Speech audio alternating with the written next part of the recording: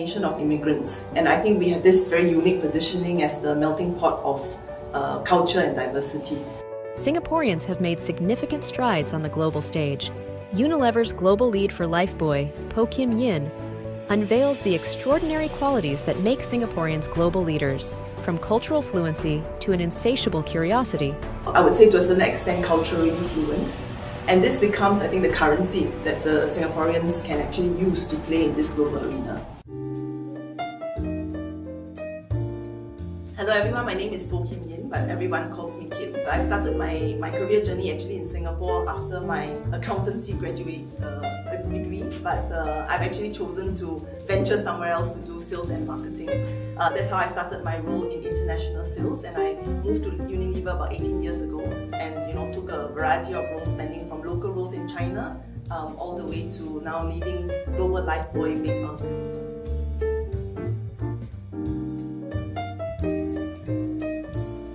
I think is Singapore really a cultural desert? I'm not very sure. I would challenge that. I think we are a nation of immigrants, and I think we have this very unique positioning as the melting pot of culture and diversity.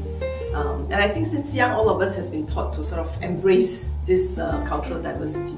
And I think to a certain extent, therefore, all of us are a bit, I would say to a certain extent, culturally fluent. And this becomes, I think, the currency that the Singaporeans can actually use to play in this global arena. So I would say cultural fluency is definitely one characteristic out of what I would say there are three that really allow Singaporeans to play in these global leadership roles. The other two would be, I would say, us being very intrinsically curious. I think our curiosity plays a huge role. And the third one, I'll call ourselves actually competitive doers. Yeah. And I think what I'm going to say is not new or surprising. I think everybody knows it. We know our strengths. I think the question is whether we actually, are we aware of them? Are we consciously aware of it all the time, and we use it, actually leverage the fullest and use it to our advantage? I think that's the question that all Singaporeans should have, when we actually do these roles. But I'll come to each one. I think cultural fluency, like I said, basically all Singaporeans have it because we've been brought up in this culture where we embrace this diversity. We have been taught since young, to value different perspective, to understand that people have different needs, people have different preferences, and we know that it's important to bring a diverse point of view into the picture and to listen to what everybody has to say. And I think that gives us a huge advantage as global leaders because it is about listening to this diverse culture. It is about immersing ourselves in this diversity and building the ability to actually bring people along. And I think this creates an environment, and instills us as leaders that are a lot more inclusive, and builds us along in this leadership journey. So I feel like this idea of, being culturally fluent really plays up to our advantage. I think the second one is being intrinsically curious. We call ourselves kaypoh, right? But I do think that it's this kaypohness that sort of helps us to be different also and sets us apart a lot from people who are brought up probably in culture that's much more singular. Because we know that we are not the norm. Like we know that we don't represent the world, and therefore I think there is a lot of curiosity of what's outside and bringing the outside perspective in. Our forefathers have done it. I think Lee Kuan Yew, for example, he's done many of that. And one good example is the HDB. So I think in the 1960s, where Singapore was facing a bit of a housing crisis, he looked to Europe and saw sort of best practices, especially in Sweden, and found out that they actually have public housing that is really successful and it solves a lot of these housing problems. And I think that's where he actually learned from the best practice and brought it to Singapore. But it wasn't even a cut and paste model. So he realized that in Sweden, they were trying to push for occupant ownership. Right? But he felt that it's not going to be suitable for Singapore due to our size, right? And therefore, I think he was pushing a lot more for the government ownership, but having term lease to tenants. And this allowed him to do longer term planning as Singapore evolves. So therefore, I think this curiosity of us accepting that we are not the norm, and there are very many different perspectives around us.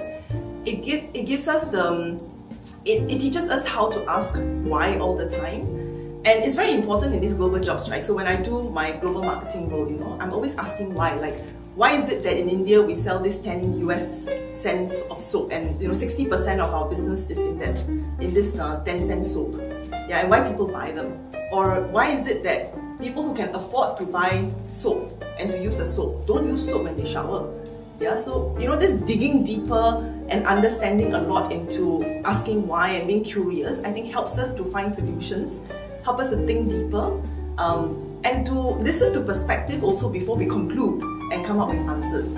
So I think this trend of being very willing to listen, very open to, very curious to ask why, to be able to think deeper, and then to bring sort of different perspectives together and adapt them to our current situations and strategies. I think that's when I feel like it's a mindset that keeps us ahead of the curve.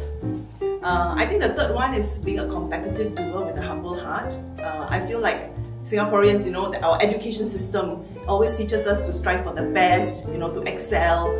There's always this we can do and we can do better kind of attitude. But also in a very grounded approach. So it's not like we just can do, but we are very grounded. So I think it's this great balance of being able to sort of set a vision, but also deliver to the promise. I think that perfect combination actually really sets us apart as leaders. When I was doing international sales as my first job, I was doing export sales, I realized that when you go out and you say, oh, my products are made in Singapore, there's an innate trust in the product. I think because people understand that Singapore products means that they are good quality and we deliver to the promise. So I think it's this powerful combination that really helps us to be leaders that are able to set visions but also deliver to what we promise. So it's a very powerful combination.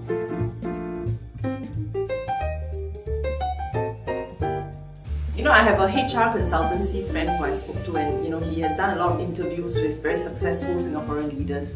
And he told me that actually there's one common trait in all these successful Singaporean leaders, which is they've actually all spent a good amount of their time of their career overseas, having overseas assignments. I think it's very important for both to be more immersed on ground as well as leading from HQ. I think they bring very different, diverse set of learnings, but also very complementary to each other. So I think it's really, it's really having the best of both and being able to experience both that I think will help us hone a more holistic leadership.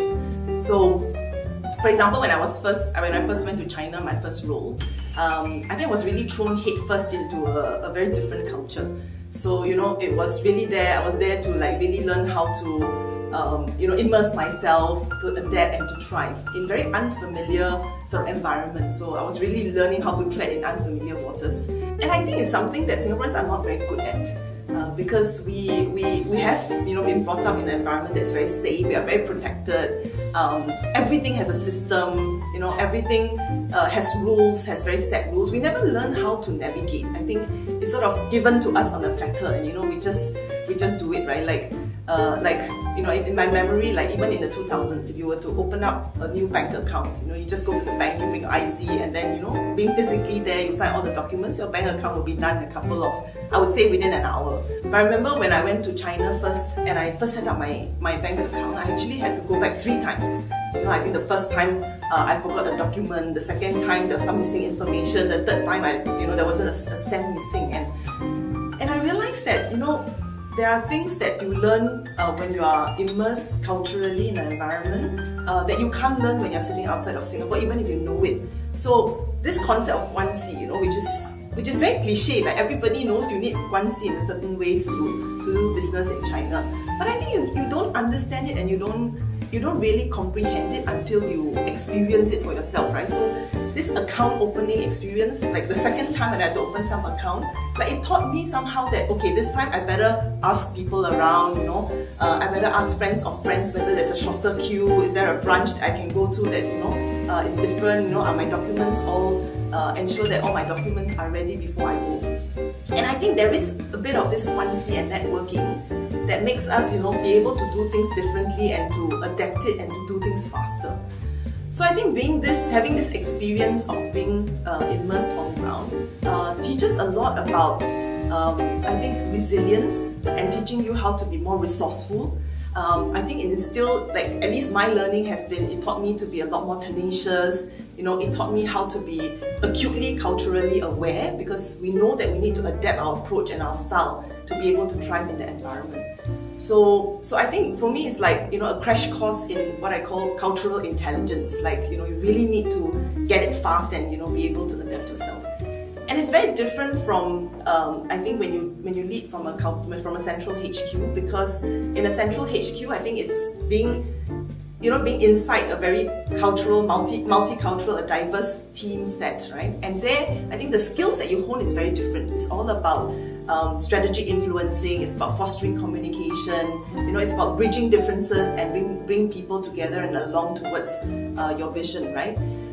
But I would say that these two skills are actually extremely complementary, because the second teaches you about harnessing the power of difference and bridging that difference so that you bring people together to form a very powerful team.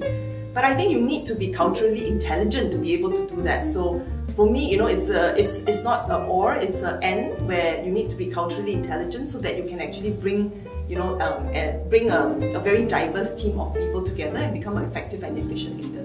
So you build the muscle, I think you build both muscles to be able to do like a great job in leading high-performing teams. It's a very difficult question. I think for me it's a journey. I think there are days where I feel like I excel in one role, in my job, but I neglect my other role, as a working parent. So I think there are ups and downs days, and I think today I would say that I'm still developing and growing myself in this role of being a working parent. But I think the aha moment is when I realized I need to let go of guilt. And the understanding that there are only 24 hours in your life and you just can't be everywhere, at any point in time. So I think my biggest learning is about setting clear priorities in each role that you play. And when you're playing that role, fully immerse yourself and focus in that role. So that I felt like probably helped me a lot, in balancing this so-called working parent. And you come to realize that actually there's no such thing as a perfect leader and a perfect parent. But I think what we all strive to do is to be a great leader and a great parent. And therefore for me, for example, I define myself, I define a clear role of what I want to be as a parent. I'm definitely more career driven, I travel a lot, I spend a lot of time out of Singapore, and sometimes I miss things, right? I miss parent meet teacher, I miss events and concerts. So there are times when my kids will complain, and I have two kids, Kyra and Cayenne, and they'll complain and say, why is it that all my friends' parents are there but you're not? But I think I set very clearly on what my priorities are as a parent, and what I want to be with them is not always their mom, but what I want to be is I want to be their best friend and their soulmate. And therefore I think because I have this clear sort of role that I want to play in their lives, therefore I think what I do is I try to maximize the time every time I have with them, right? And during that time, I think what I do is I spend time playing with them, communicating with them, building bonds, sharing my emotions. So a lot more of this emotional building and bonding so that I can be their soulmates. And then the rest I delegate. So I don't do household chores, I don't do teaching homework, I don't do this fetching and ferrying them around. Not because I don't want to, but just I don't have the time to. And I think these are the small little things that you need to accept that you need to give up. Even things like concerts and events that I have to attend as a parent. I tell myself I have to phase them out because I can't be always there at every single one. But as long as I'm there, sort of one at the milestone ones, at ones that happen sort of. They're spread out a little far apart, so that I show my presence and I show my support. I think that's crucial. But it's all about maximizing the time that I have with them. So when I'm with them, I put away my phone, I don't check my emails, But similarly, when I'm at work, I tell them that it's time that I have to work, and therefore I'll come to attend to you later. So it's not a perfect balance, but I think you learn through the journey and you realize that it's all about maximizing your impact. So what is that maximum impact that you can bring while you're focusing on the role that you're performing? I would like to add that it's quite interesting, because after I gave birth to my first daughter, Kyra, actually I got the feedback from my team that I've become a better leader, because they feel like just because physically you can't be there all the time and you need to do that balance, actually they feel a lot more they feel that I'm more liberating, I'm more empowering, I delegate a lot more and I empower them a lot more. So it actually brings me, I think it also taught me a leadership moment, that you can't do everything and try to be really hands-on in your job. You need to learn how to empower and to delegate. And I think it's this role as a working parent and the need for this balance that you choose to give up. You have to learn to accept that you can't do everything on your own. And I think this helps you to flourish.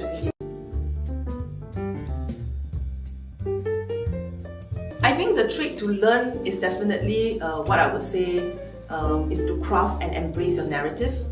I think as Singaporeans, stereotypically, we are not very good at that. I think we tend to downplay a lot of our strengths, especially compared to our counterparts who are much better at storytelling.